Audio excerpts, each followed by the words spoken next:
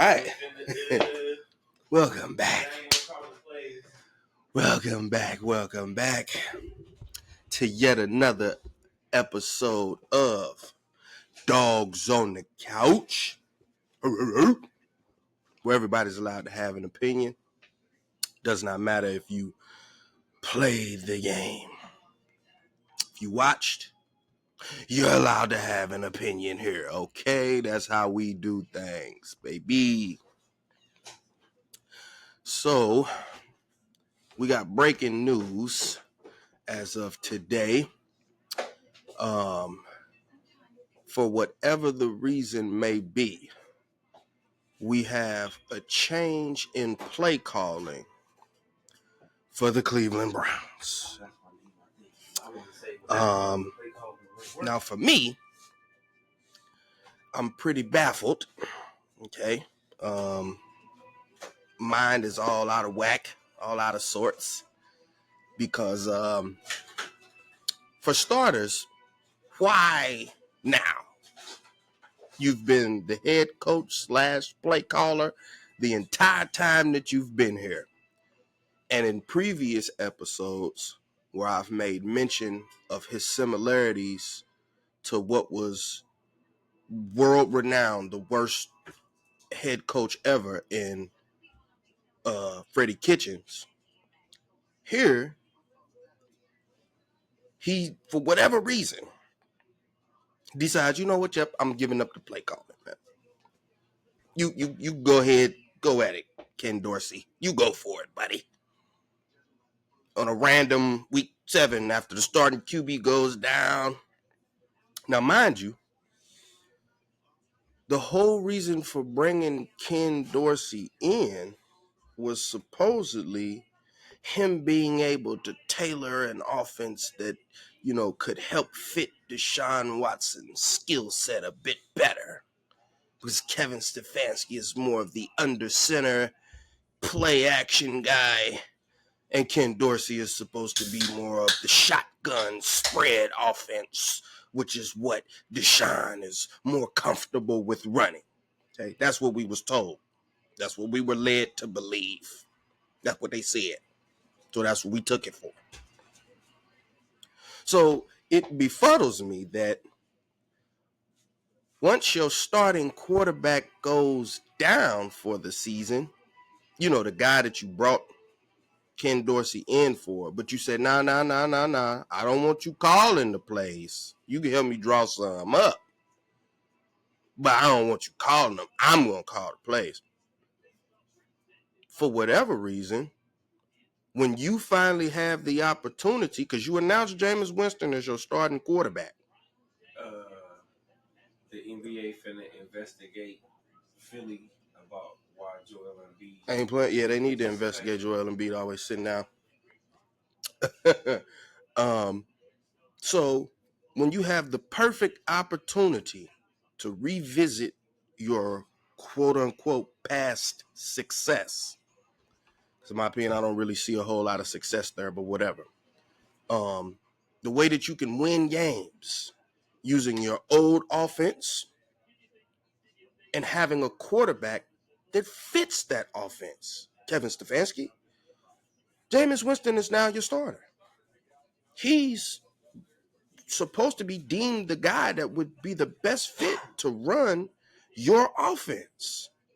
And you mean to tell me the week that you decide to start him is also the same week that you give up the play calling? So you didn't allow Ken Dorsey to call the plays for the quarterback that he was drawing the plays up for. He couldn't call the plays for Deshaun Watson. But you know what? The very first time we give Jameis Winston a shot at being a starter, you know what, Dorsey? You go ahead and call the plays. Buddy, I'm going to sit this one out. What? You got to make that make sense to me, man. Again, this is yet another comparison to Mr. Kitchens himself, where it's just football 101. These are things that you should not do under any circumstance. And what does Stefanski do? Oh, I'm going to push the button. You said don't push this button? You said don't push it? Where's that? Let me, boop, boop, boop, boop, boop. I'm going to push that button. Yeah, just because y'all said that I couldn't do it. Just because you said that I should watch me push it. You got to make that make sense to me, man.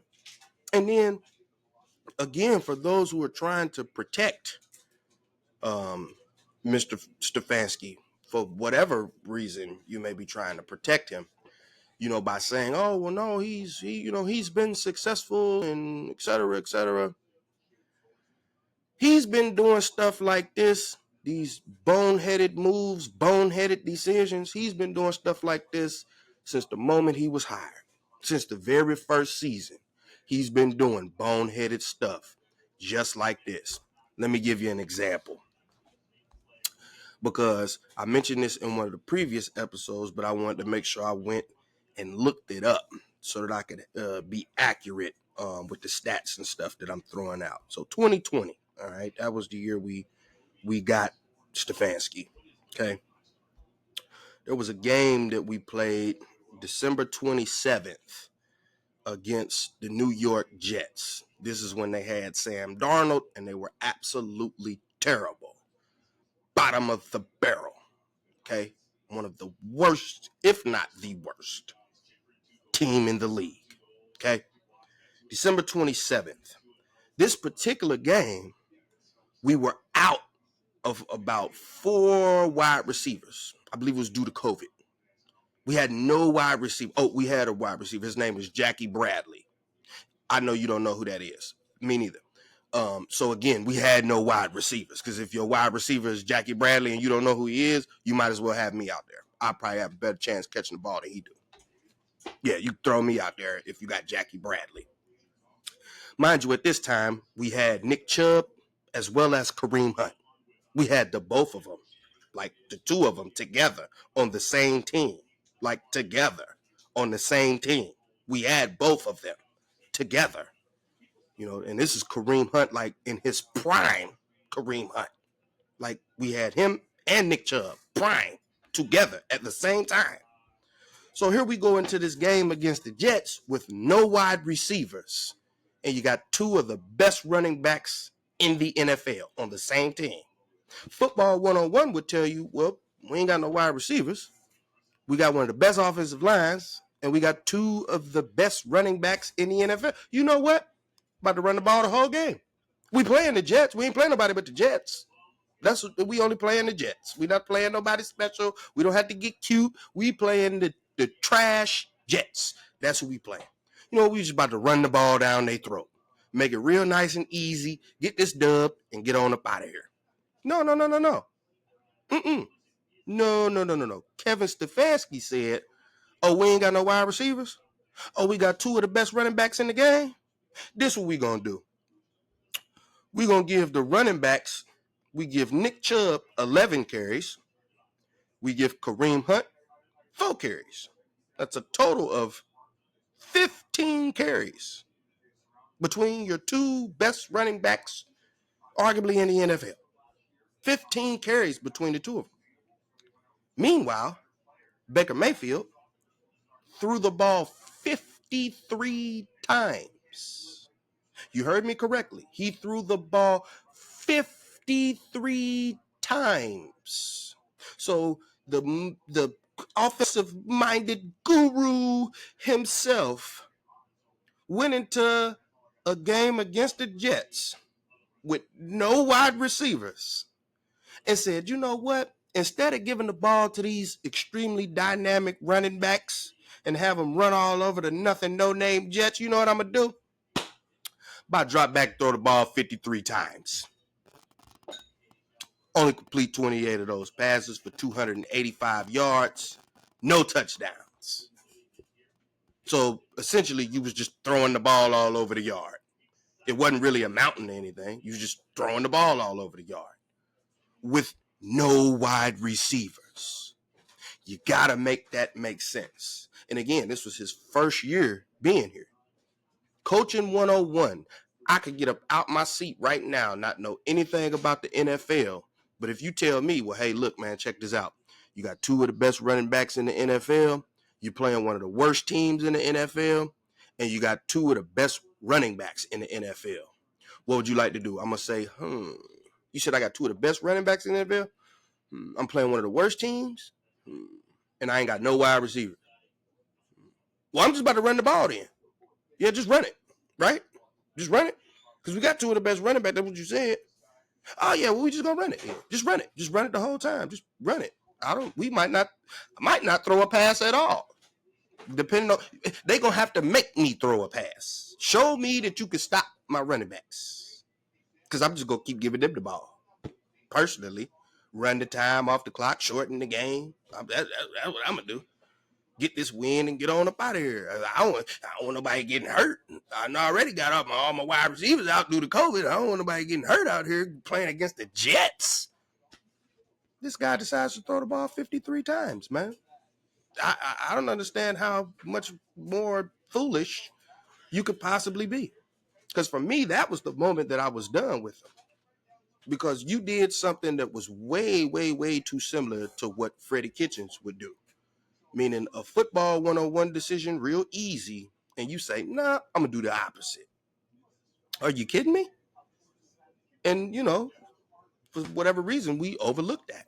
You know what I mean? I'm easy to overlook when, you turn around and just hand the ball to Nick Chubb whenever you get in trouble, throughout the remainder of the season. And then eventually he saves your behind. And it wasn't until Nick Chubb went down, and then we come into this year right here, where, we don't have him, and the team is not doing a whole, win it for Nick Chubb thing, to where now the guy actually has to be held accountable. And to bring it full circle, ironically, when Deshaun Watson, the scapegoat, is no longer a scapegoat, he decides that he wants to give up the play calling. I wonder why that is. For me, in my personal opinion, personal assessment, it's more deflection. That's what he's best at. Not coaching, not calling plays. He's best at deflecting and keeping secrets, in my opinion. That's what he's best at. If you want a coach that ain't going to say nothing about what the process and what's going on and, why he picked this person over that person, if you want a guy who's going to keep it zip tight shut, don't say nothing about it, Stefanski's your guy. That's your guy. If you want a guy who's good at deflecting and, you know what I'm saying? Oh, it's not me, it's him. It's not me, it's him. Stefanski's your guy. Okay? Because before it was, I guess, Alex Van Pelt. I don't know. I guess it was him. He wasn't calling the best plays, so that's why we got rid of him. Got rid of the running backs coach, Don Mitchell. We got rid of him. Got rid of Bill Callahan, best offensive line, arguably best offensive line coach. Got rid of him because it was all their fault, right? But then here we are, 2024. Your play calling got us absolutely nowhere. And it was, quote unquote, all Deshaun Watson's fault. No matter how many penalties we get, offsides, illegal shift, ineligible man downfield, holding. I mentioned on the last podcast we had a intentional grounding and illegal touching on the same play. The same play. We had intentional grounding and illegal touching on the same play. Of course, illegal touching, Jedrick Wills. Of course. Just like whenever somebody's holding, first person you think of is probably 71. That's how I know what his number is, because they always calling it, because he always old. 71, Jedrick Wills. You already know who that is. So again, missed kicks, extra points, and field goals. Your number one wide receiver leading the league in drops. None of these things are the quarterback's fault. However, we overlooked them all because Mr. Coach of the Year, we overlooked all that and said, oh, it's got to be the quarterback. It's this guy. He's terrible. Would you look at that? And then ironically, when we remove him from the equation to where you cannot blame him anymore. Oh, you know what? I don't think I need to call plays. I think what's best for the team at this time is that I remove myself from calling plays and allow Ken Dorsey to do that. You didn't allow him to do it with the quarterback that he was supposed to be doing it for. You're allowing him to do that with a quarterback that isn't designed for a spread system. Like, that's not what he does. Jameis Winston is more under center, so it makes sense for you, Stefanski, to be calling the plays for him. But I digress. Last but not least, what makes it even more befuddling to me. The past game, last week's game, for whatever reason, that was the first week that you chose to put DTR, Dorian Thompson Robinson, as the backup quarterback, and then have Jameis Winston as the emergency quarterback. And again, emergency quarterback means the only way he's allowed to go in the game is if all the other quarterbacks on the roster before him are injured. It can't just be you out there stinking it up and then, all right, you know what, I'm going to put James in. Nah, that's not what emergency quarterback is. Emergency is everybody else got to be hurt, and then I can put you in. So for whatever reason, last week, you felt like DTR was the one. No, he gives us the best chance. It's him over Winston. We don't know why. Because when he got out there and then we compared it to what Winston did when he came in, the kid looked like a deer in headlights. Did he have a couple runs that looked good on RPOs? Yes, he did. But I don't need my quarterback only being good at running around. Like, that's not, if that's the case, be a running back. I need a guy who can make good throws. Like, that's what I need. Because if you can't make good throws, we might as well be putting Watson out there, right? Okay, then. Okay. So again, for whatever reason, last week, just this past week, it wasn't that long ago, 7 days ago, less than that. DTR was the best guy that you felt like to go out there. And in less than a week's time, it goes from him to Jameis Winston. Well, why wasn't Jameis Winston the backup last week? You got to make this stuff make sense. Oh, you can't. That's right, because it doesn't make any sense. Football 101. Some of the easiest decisions that could possibly be made, and somehow Kevin Stefanski still messes it up. So if you ask me, it's just another deflection thing. Seems to me like he's trying to create a situation where he can again distance himself from the offense looking terrible because he knows that there's no more Deshaun Watson around to place the blame on. We'll see how things go going forward. Dogs on the couch, signing off.